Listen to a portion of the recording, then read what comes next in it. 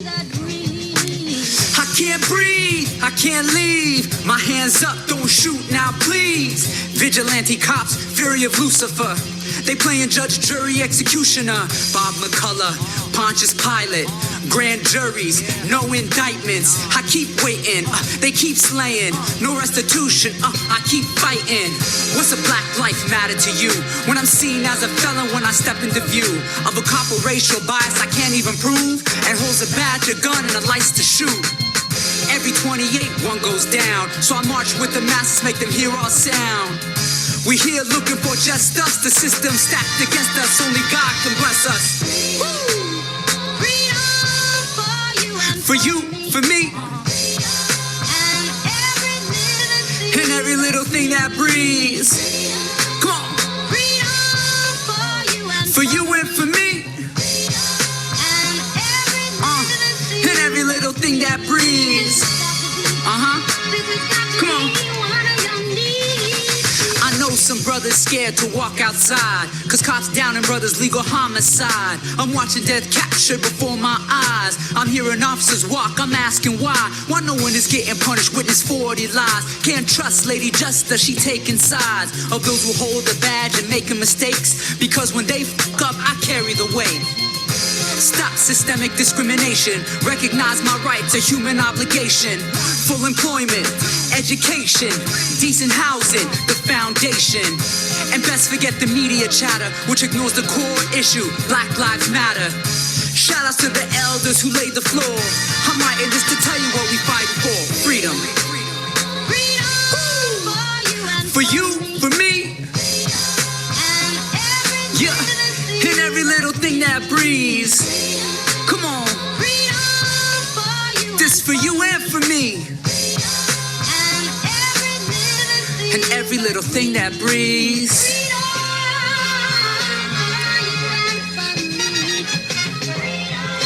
This our time to work through the struggle. Everybody gotta keep your head up. We gonna prevail. There's change in the air. There's a shift in the world.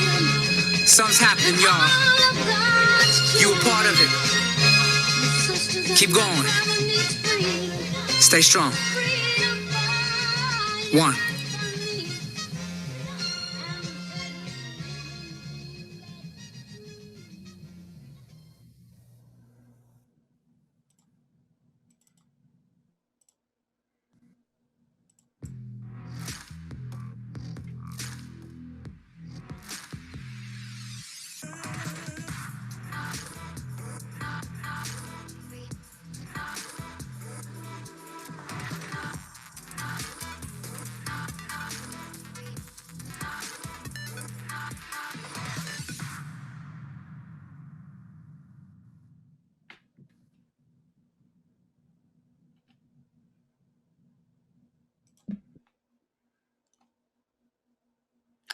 Hi, everybody. Thank you so much for joining us for this really exciting behind-the-scenes look at the creation of Essential.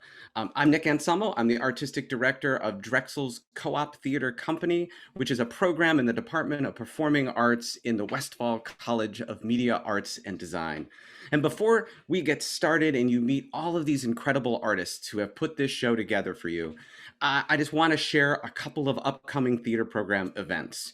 On Monday, May 3rd at 7 p.m., the incredible Kimberly Marable will hold another one of her amazing conversations with Kimberly. This one is titled Real Talk, Life on Stage and Off. And it'll be an honest discussion about balancing life, art, and being a person of color.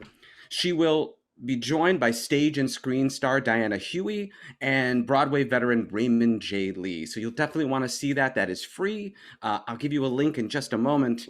And from May 6th through the 9th, we'll present our spring production, a free live via Zoom improv show called Playing Favorites, which is directed by Bobby Block. You can get more information about that and register by visiting the link I am putting in the chat right now.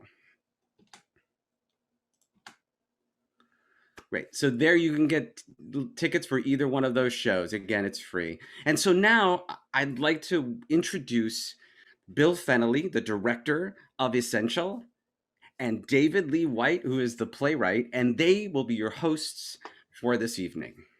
David, Bill. Thank you, Nick.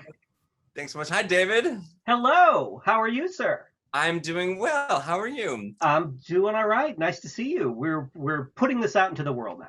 We are, finally. It's very exciting. It's great to see you. And we would like to extend a very warm welcome to all of you who are joining us tonight, our family members, our friends. We'd like to welcome our cast, our creative team, our stage management and production team, our essential marketing and general management team. We would like to welcome especially the interview subjects who are with us in the audience tonight. It's so great to have you here with us, as well as our Drexel students, staff, and faculty. Thank you so much for making time to join us tonight for the launch of Essential. Yes, welcome everyone. And Bill, so Essential. Yes. Let's talk about it. What is it? What is this thing? Can you tell us a little bit about where you got the idea for Essential from? Sure. Well, I wanted to work with you for a long time, so I thought this would be a great opportunity for us to work together on something. But Essential was really birthed out of three things. This disruption that we were all experiencing, a necessity to make something in this moment, and wanting to make something in this very difficult time that was going to have a positive impact on the world. Starting in March 2020, all of our lives were disrupted by COVID. Our academic world was upended and moved online. The American theater was paused, and we were all asking ourselves the question, how do you make theater in this time? What does that even mean? We were all reeling from the terrible and senseless murders of Ahmaud Arbery and Breonna Taylor and George Floyd, and that was galvanizing nationwide and globally the Black Lives Matter movement. And we were all in the middle of an incredibly painful, intense political season here in America. And we wanted to create a project that was not going to recapitulate the horrors of that time, but something that was going to allow us to investigate what was happening to all of us, really look at it from a lot of different points of view, and look at it particularly with a forward-looking lens. And so we were asking ourselves the question of, we were hearing a lot about essential workers, and we were starting to ask, so many of us were asking questions, what does that mean? Like, who is an essential worker? Who is not an essential worker? Is anyone not an essential worker? So we wanted to really investigate the question, who and what has been essential during this time. But what really helped us organize our thinking was this idea that we wanted to look at individuals who kept us moving forward positively during this incredibly difficult year. We wanted to create a creative opportunity and an educational opportunity for our students. So we pitched the theater program team this idea that you and I would co-teach a class in the fall on verbatim documentary theater for those who are new to that term. And it would immerse our students in this exercise of radical empathy and deep listening, where they would interview subjects, all of whom had kept us moving forward positively. That fall class generated almost 70 hours of interview material. And so we moved through the fall towards the winter quarter when we went into rehearsal with looking at how you edit down 70 hours of interview material. When we began this project, I think we all thought this was going to be a play.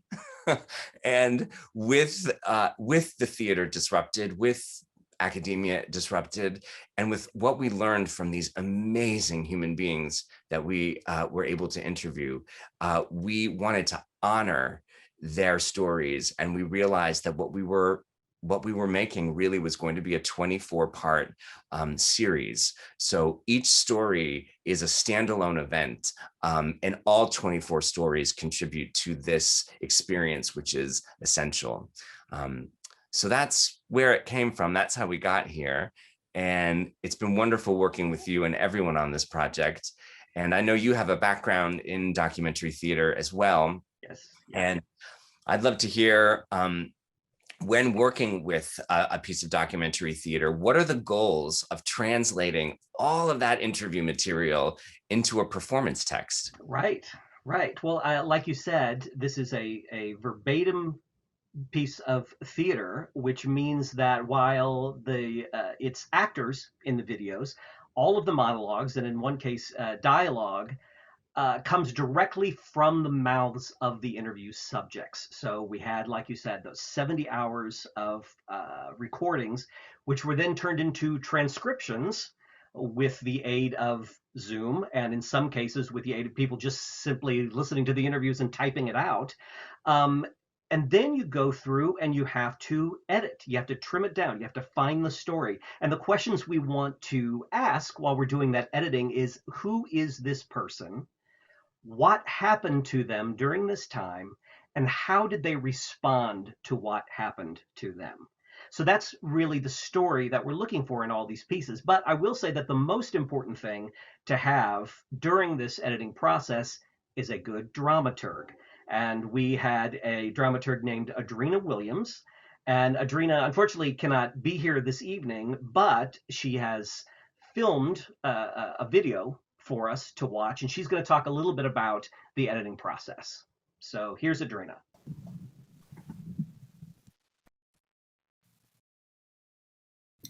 Hello, I'm Adriana Williams, and I'm the dramaturg for Essential. My main focus was to assist in the process of taking several hours of interview material and turning them into performance texts or scripts. As a company, we started with partial transcriptions of the interviews themselves.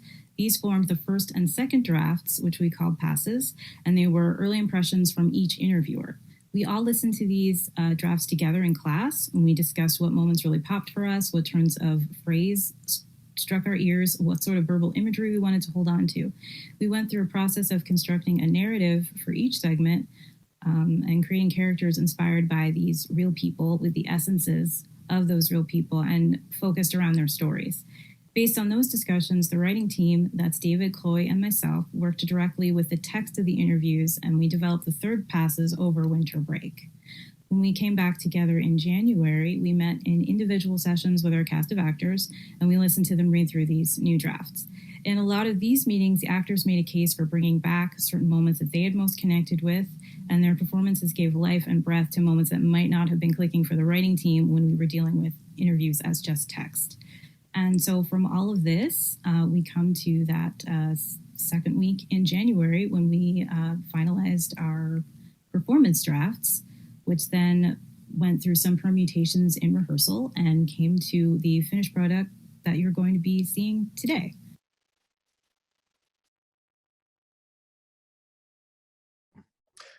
Thank you, Adriana. I understand that the volume was low for some people Yes. on that video. We apologize for that technical issue. David, I'm not sure if we want to summarize a little bit what Adriana said for anyone who missed it. It really was Adriana and David with our team, our cast of actors, and our assistant dramaturg who will be joining us in a moment. It was several weeks of taking those 70 hours and really looking for what was central to that story and finding what was key to that story. So this was Essential is one of the greatest examples I've ever had in my entire career of teamwork. An enormous team all working together towards this goal, and it was a huge experiment. So oftentimes we were exploring kind of uncharted territory together and supporting each other with it. Yeah. No, there was a lot of trying things and making it up as we went along, but like you said, it was a lot of teamwork. And let's introduce another part of the writing team. This is Chloe Tolderland. Chloe, come on in. Hi. So Chloe was the assistant dramaturg. She is a screenwriting and playwriting major. Chloe, I was wondering if you could talk a little bit about what you learned from working on this piece of verbatim theater. Yeah, I learned so much about finding and searching for the truth of everyone's story. It was really, really interesting to watch everyone start in the same place with the same general set of interview questions to lead and so many different various directions. Some of them overlapped thematically, some of them overlapped in experience, but they were all unique in their own way. It was really beautiful and definitely different than any other writing training or experience I've had so far. Very good. Well, thank you for everything that you brought to the project. Thank you so much, Chloe. Thank you. I would like to build off of what Chloe was saying. The goal for Essential at all times, we began with the guiding principle to get to the truth and to tell the truth. Right. And to get to the human being and to get to that essential human story. Essential was designed as an experiment in radical empathy and deep listening, a reminder that everyone has a story. And it's an invitation to all of us to be curious about each other and to slow down and to really listen. And one of the first things we worked on creatively was creating the artwork actually for the show that you see behind David and I. This artwork was designed by a Drexel graphic design student named Carly Fusco. Carly cannot be with us tonight, but her artwork is with us all the time. And it really was the springboard for so many conversations we had about this project. And as you see, it's a series of energetic words, professional titles, but a professional title is not the entire story. It's just the gateway. It's where you start. It's where we become curious about each other. And so we designed Essential to be an experience of starting, forgive the expression, zoomed all the way out and zooming into the human being, these stories, these subjects, and also, really importantly, zooming into our students and the amazing human beings that they are and the incredible depth of empathy and creativity they all have. And this artwork became the jumping off point for the team that worked on the opening sequence, which you saw at the beginning of the webinar. And that team was composer Shami D, whose music you also heard at the beginning of the webinar. And I encourage you to check out Shami D's music and website. And the media and video team of Janelle Kaufman and Yor Kosuno. That trio worked on the opening sequence that you all saw that we're all really proud of. Shami D cannot be with us tonight, but Shami D recorded a message for us about how we got to the musical composition and the sound composition in Essential, and we would like to share. We'd like to share that with you now and introduce you all to DJ Shami D.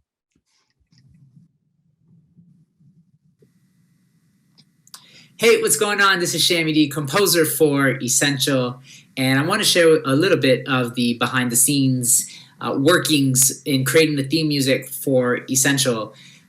In the early, what we started with was not what we ended up with, and the evolution of this project had shown us so much. In the very beginning of this project, Bill and I had multiple conversations about the feeling and the ideas that he was considering, that he was looking for in the theme of Essential. And one of the songs that he referenced was The Crown, and specifically in the building of the music in the theme song and the propulsion that it had, right? And some of the feelings he wanted was like energy. He wanted this to be a driving song. He wanted this to be never drop. There was propulsion had to happen. There was modern sounding, wanted to disrupt. And so I had a few ideas that I had sent over to him, and we went through them, and he shared with me what he liked and what he was looking for, what was missing from these ideas.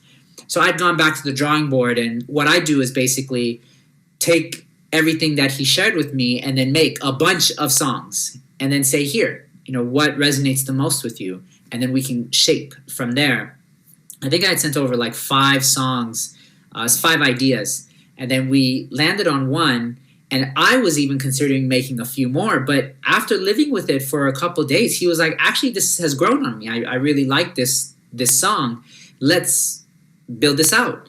And so we basically did that and structured it in such a way that it works. There is still a build, there is a momentum, there's a propulsion, there was something modern, there were voices in the track versus just music.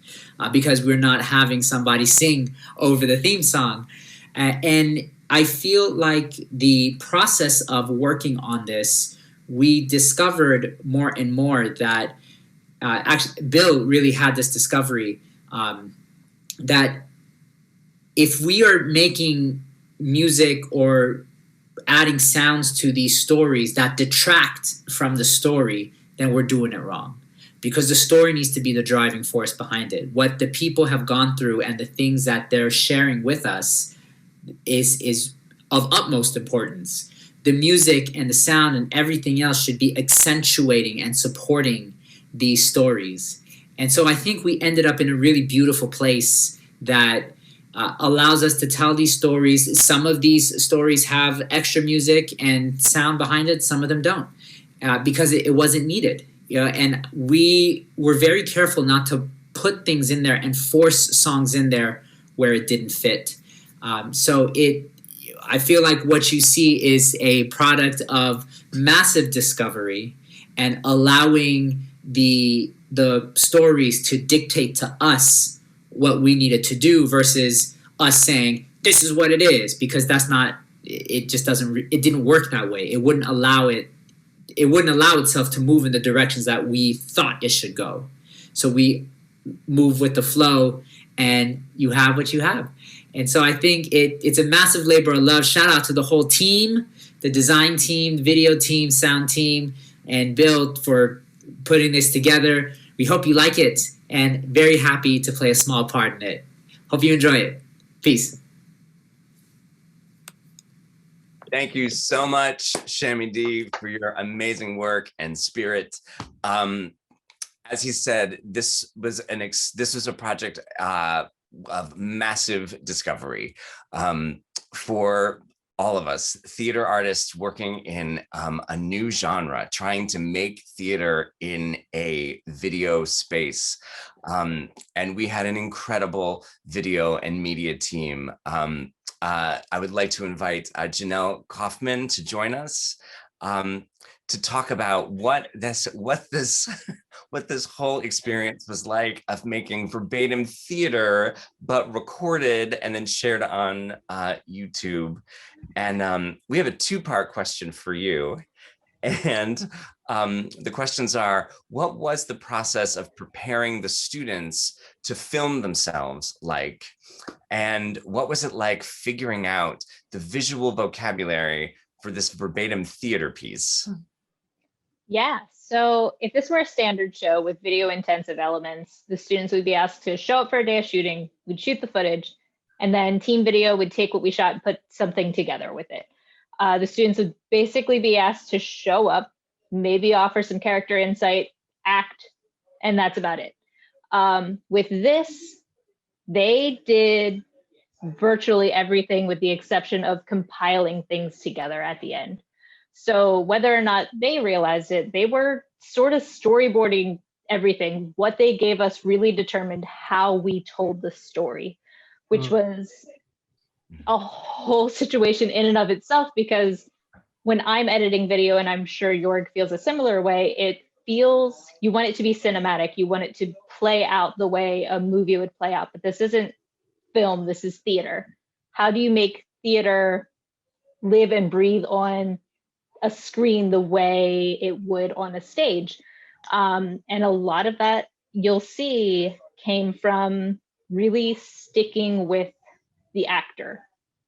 There's not a whole lot of flashy cuts. We really want to see the actor live and breathe as their subject.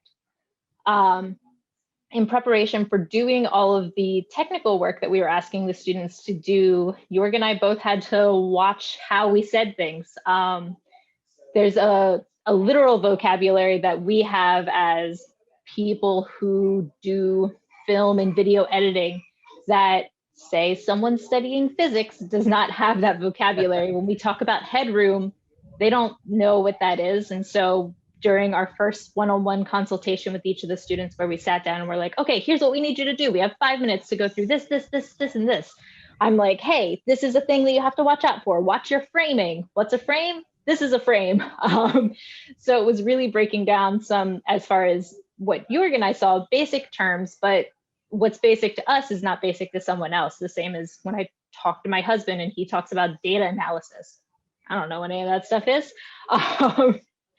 York also prepared some homework assignments to send the students home with over the winter break, where they basically went and they familiarized themselves with their cameras and they developed some angles themselves for us to utilize. They developed B-roll. We would look through it all and say, yeah, we like this, this, this, and this. Shoot that. We like this, this, and this. Can you try this? And we offered notes based on that. And yeah, that's the short of it all.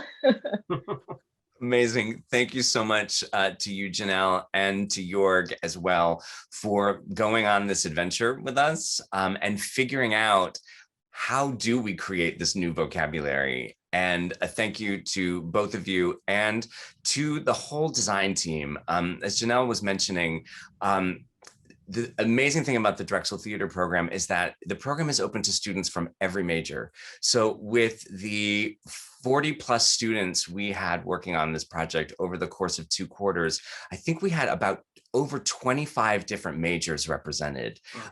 When you watch this, you are watching students from all academic backgrounds who love making theater, collaborating on this project. And the guest artist designers were just extraordinary, leading the students through this uncharted territory, really guiding them with an incredible series of prompts to train them how to be designers as well as actors. So this was a really, really extraordinary project. And hopefully that's a good segue into production and stage management. Yes. Talk about extraordinary people. We had an extraordinary production and stage management team. And so I would like to introduce Mr. Paul Giroux. Paul, are you there? There he is. Hey, David. Hey, Bill. Hey. So, Paul, here's my question. You just finished being the production manager for a 24-part world premiere verbatim theater series with over 50 participants who were never in the same room together. How did you do that? Well, I certainly didn't think I would be so essential. But No, you are. Well, it was a big project, and it was certainly different than anything that I've ever done before. But the people that really helped keep it on track was the stage management team.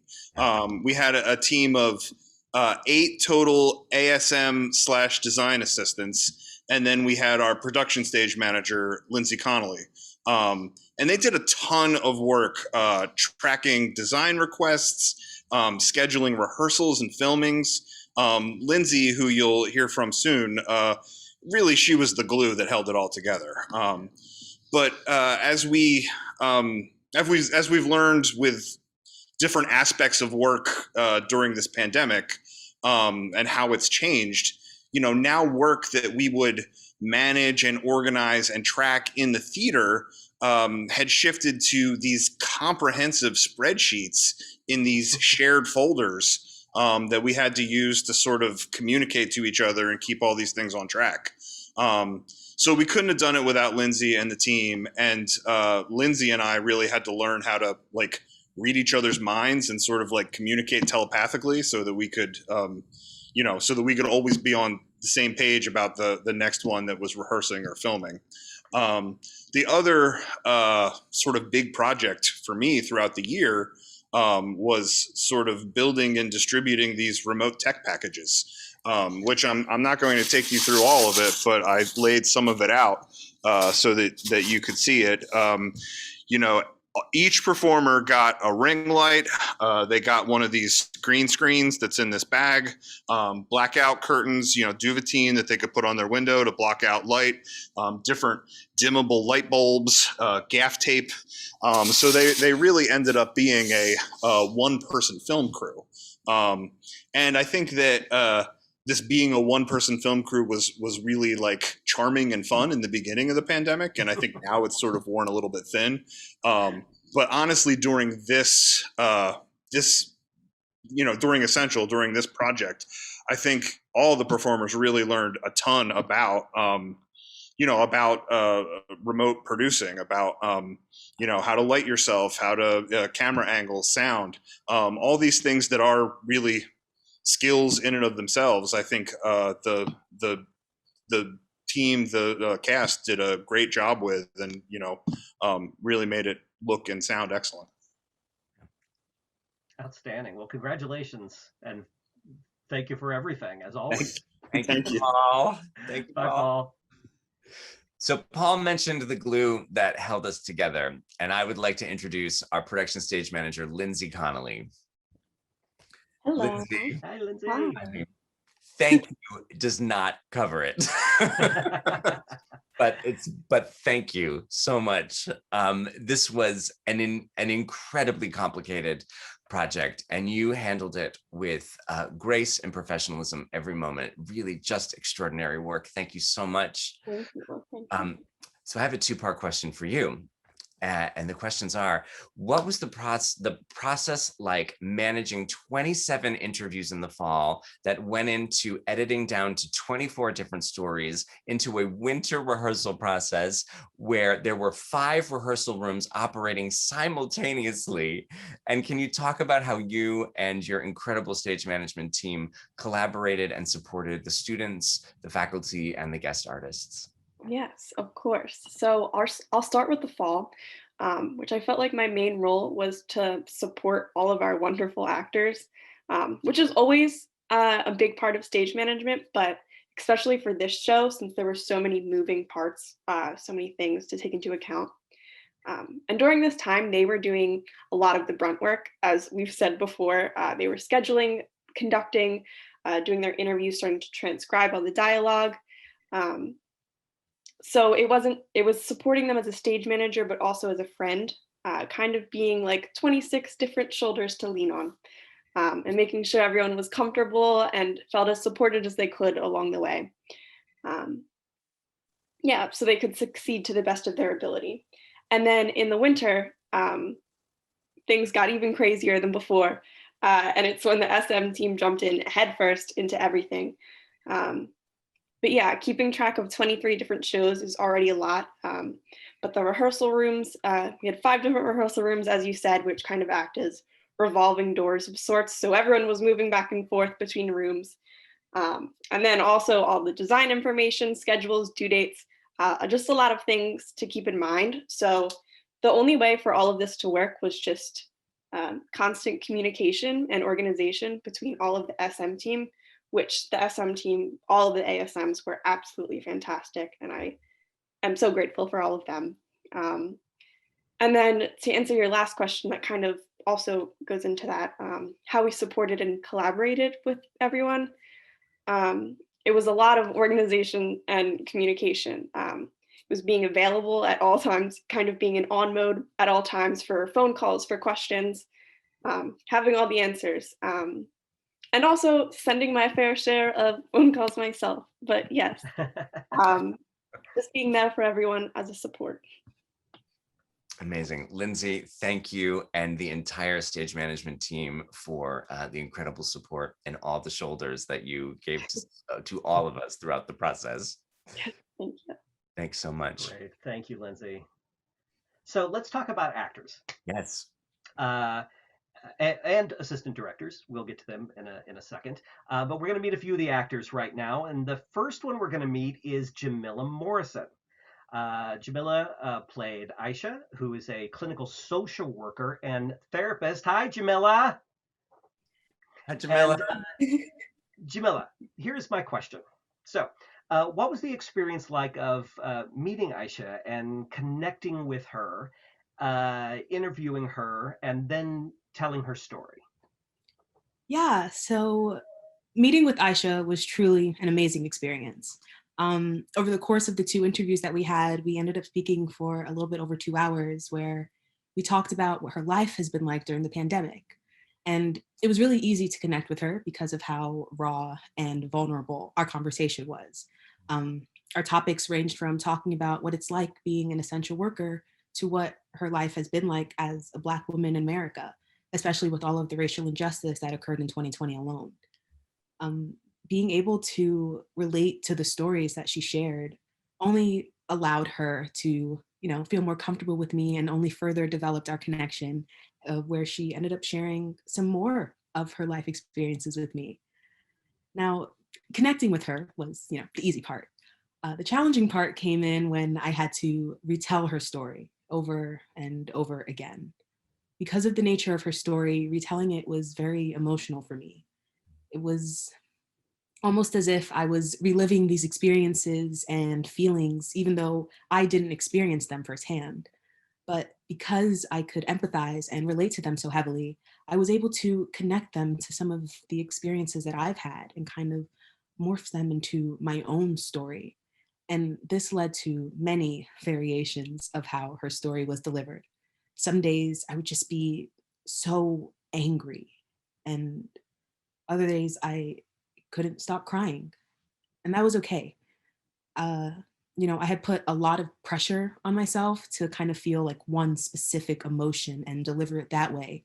But I had to learn that, it was okay to feel whatever I was feeling when I was telling her story, because that would come across as most authentic.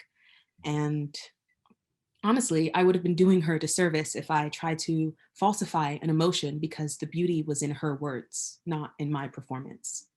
But either way, Aisha's story is a powerful one that will touch anyone who listens to it. And I'm incredibly grateful that I had the opportunity to tell her story. It's a roller coaster of laughter and tears and everything in between, but it's one of the most memorable experiences I have to date. Wow, thank you, Jamila, so much. You and Aisha, both of you worked very hard on this piece, and it shows. It's just wonderful. Yes. Thank you. Beautiful work. Thank you, Jamila, and thank you, Aisha. So, in a world where everyone was working remotely, we had the unique opportunity to tell the story of a couple, husbands, Adam and Hugo, flight attendants, who are played by Aaron Jung and Miguel Ortega. Welcome, Aaron. Welcome, Miguel. Hello, hello. Great to see you both. Can you talk about what your experience was like interviewing Adam and Hugo, and then what it was like filming a duo scene in two totally separate spaces? At least for me, I found the interview with Adam and Hugo to just be wonderful, just because I think they're two beautiful people. So I think this is a bit too rare these days, but I think just sitting down and really listening to their stories, and just that interview was just a small snapshot of their lives and like who they are as people, but it was still a really nice respite with everything in 2020 and beyond. And then for filming, it was definitely a lot, but I think both on and off camera, I think Miguel really informed everything I did. And I think that just having someone else there while I was filming who was going through the same thing made it a lot easier. Every bump was a bit more manageable. That really didn't feel like an interview to me. It was us just sort of letting it all out, like learning our experiences from each other, just kind of coping together. And it was really good for us, not only just for the performance, but just for us as individuals. And I can only hope that Hugo and Adam took like the same enjoyment that me and I'm sure Aaron did from that conversation. For the filming process, it was very unique. It was very interesting. There were a lot of very unique challenges. Me and Aaron had to synergize a lot. We had to, react to each other and sort of have that same energy sort of equate throughout the entire thing. But I think it was great. I love that experience, and I'm not going to forget it. And, Aaron says that it's all thanks to me. I say it's all thanks to them, and that's going to be like a whole thing forever. But, Well, Excellent. the two of you did amazing work, and I also hear there's a dinner invitation on the table for at some point. We have not forgotten, definitely. I would love to see a transcript of the dinner conversation. Right. We'll do the sequel. Amazing. Thank you both so much for your wonderful work, and also thank you to Adam and Hugo for sharing your story. Thank you. And finally, I'd like to introduce Diana Lambert. Here she is. Hi, Diana. Hey. Hi, how's it going? Diana played Julia, who was a recent college graduate and a nanny. Tell us a little bit about what that was like. What did you take away from telling the story of a college graduate whose life plans had been interrupted? Yeah, so Julia and I we were and still are in very similar places in our lives. She had just graduated, I think, in fall of 2019. So she was just getting into her post-grad career, and I'm going to be graduating in June. And so personally, before COVID, I feel like I had finally gotten to a point in my life where I was confident in myself. I was confident with the people I surrounded myself with, and just like my life in general, I was just in a really good place. And my entire life, I'm not sure if anyone else feels this way, but I had been told that my college years were supposed to be the best and that the senior year was like the peak of it. And so inadvertently, that kind of put a lot of pressure on them.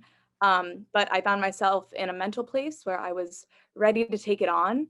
But then in March, everything stopped. And it felt like everything that I had been looking forward to for the past 3 years was kind of taken from me. So I went through this period of time where I felt like after I graduated, there was going to be nothing to look forward to. I felt angry, upset, and cheated out of the years that were supposed to mean the most in my life. But after speaking with Julia, she reminded me that none of us are alone in what we're feeling during this time. It's this unspoken trauma that we're all going through together, no matter where you are in life. And she reminded me that my dreams and my hopes for the future are still attainable, and to just do what I can to get through this time, whatever makes me happiest. She bought a really nice coffee maker, and I feel like that's just an example of what you can do.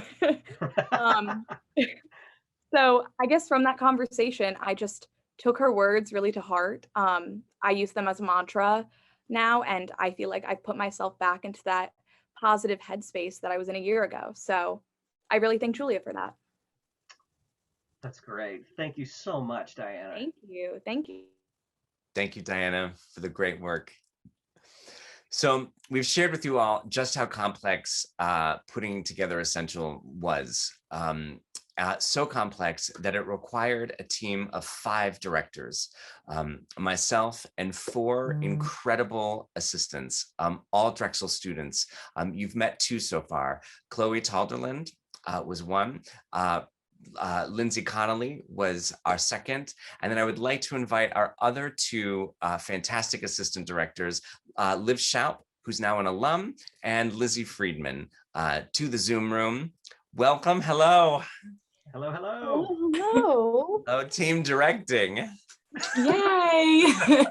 We made it. You made it, yes. And thank you both for all of your incredible work.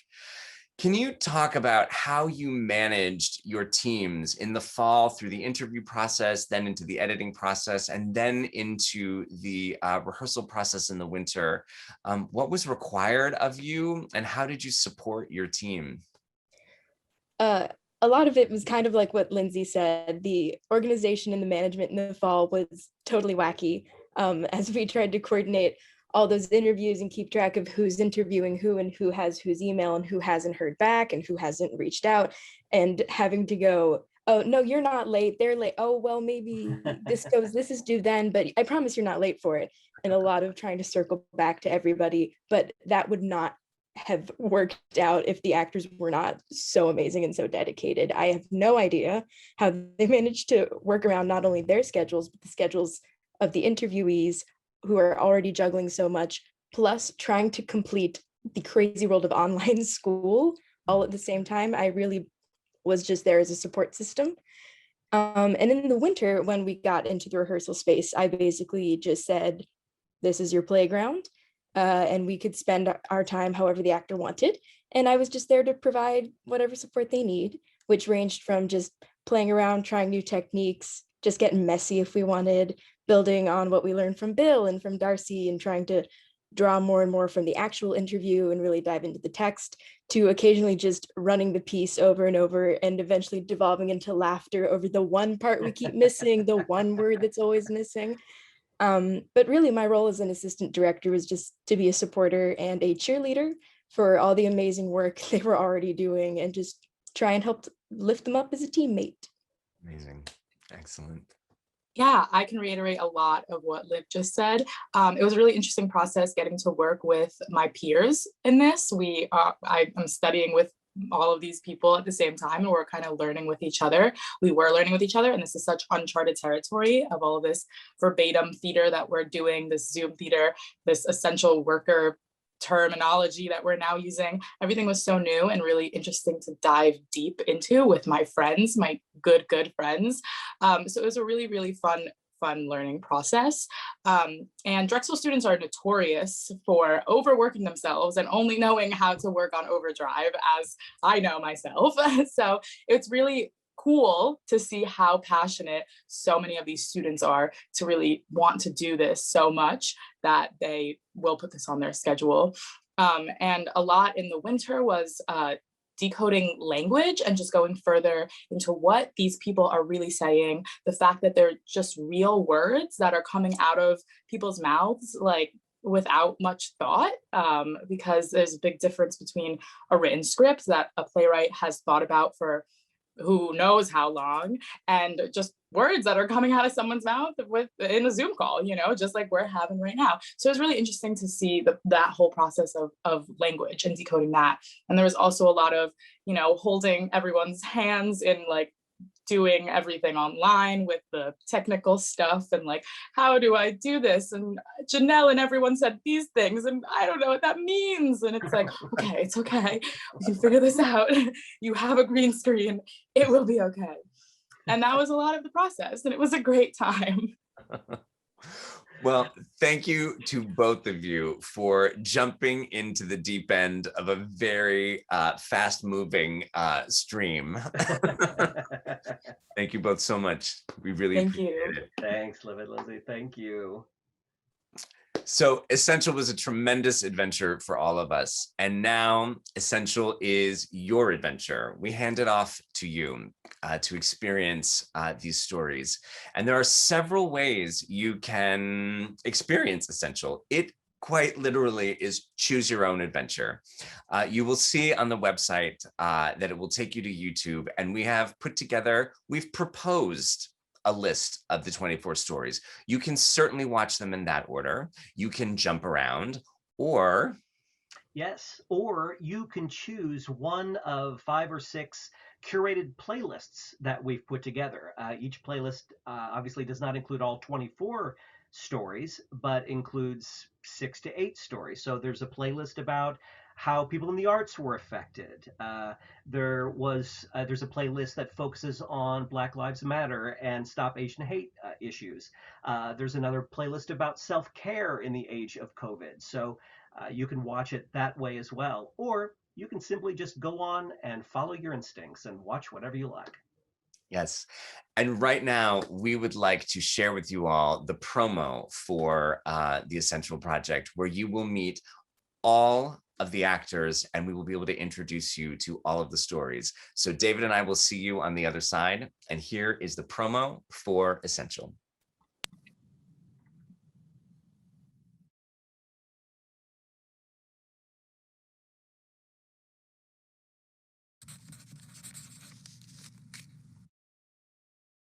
Hello, my name is Lindsey Connelly, and I am the production stage manager of the Drexel Co-op Theatre Company's production of Essential.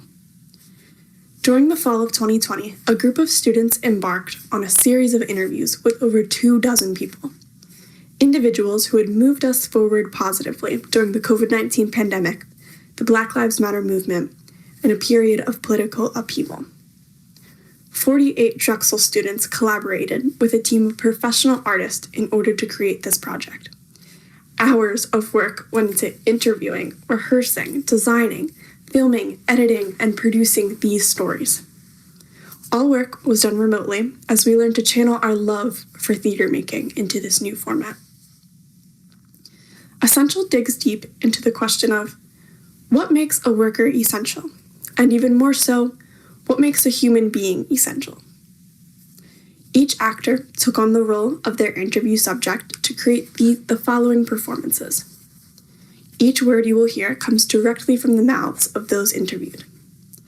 In this 24-episode YouTube series, you will meet Julia, a nanny and recent college graduate whose dreams of being an au pair are put on hold indefinitely. Aisha, a social worker, therapist, and runner who struggles to find her inner peace as she's confronted with the racial injustice in America.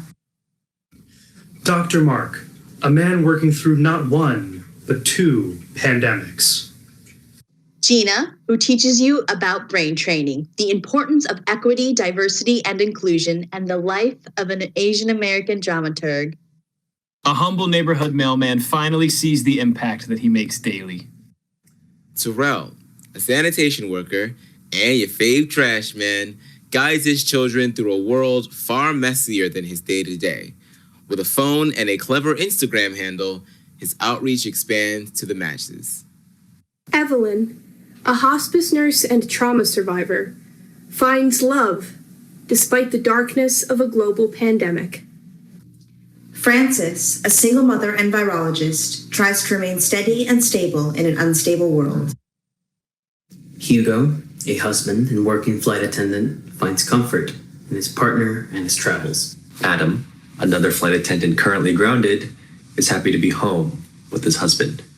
Chris, a mortician and a father, faces an incredible undertaking and realizes that sometimes all you can do is help those around you. Jane is making it work for herself and for the kids she takes care of. Ushma, an accomplished child psychologist, learns how to find joy in the everyday. Porter will show you the joys of adopting a lace front and a family, politics, singing, and a whole lot more about who is Aunt Pat. Jody, a first-generation American and volunteer coordinator, serves her community while navigating her role as a Black woman in America. Jasmine dedicates herself to protecting the people as she learns to protect her own peace of mind. Max, a cycling enthusiast and small business owner who finds comfort in his friends and family. Jace, that balloon girl, is a mother and entrepreneur whose creations bring joy.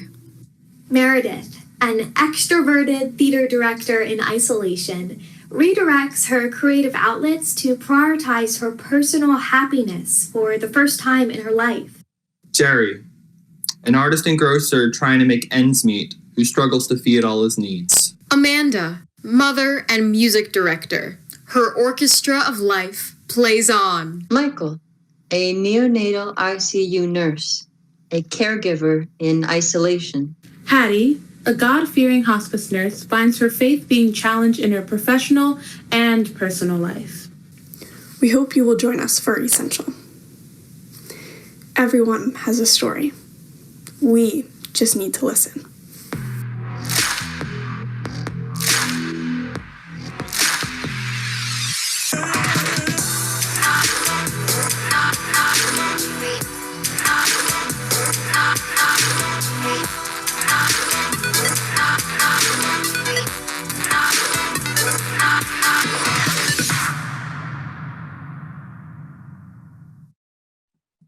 Yes. Thank you so much to our amazing cast for your great work. We are so excited to share it with all of you. And before we finish for the evening, there are some more people we need to thank, and we would like to thank. Our special thanks goes out to the Dean of Westfall College, Jason Schutbach. To the department chair, Dr. Miriam Jaguar. Co-op Theater Company Artistic Director and Theater Program Director, Nick Anselmo. Co-op Theater Company Managing Director, Jess Doheny. The Department of Performing Arts Department Assistant Galen Blanzacco for the amazing work on the Essential website, and our Department Administrator Amanda Meltzer for all of their support. Paul Giroux and Chris Totora, production and technical support. Our incredible team of designers, scenic designer and curator, Melly Katakalis, lighting designer, Patricia Nichols, costume designer, Allison Roberts, video and media designers, Janelle Kaufman and Jorg Cosino, composer Shami D, sound designer, Michael Kiley, voice and speech coach, Darcy Webb, as well as our Drexel Co-op Theater Company administrative, marketing, and general management team. And let's not forget the amazing stage management team. Yes, our incredible cast who wore so many hats during this project. Interviewers, playwrights, editors, designers, filmmakers, storytellers, and actors. And let us not forget the interview subjects themselves. Thank you for sharing your stories with us. Director Les Waters and actor Deirdre Henry, who shared their stories with us and inspired us in the fall. And to everyone out there, including all of you, people who have kept us moving forward positively during this very challenging time. We hope that this project is a good reminder that we all need each other and that we are all essential.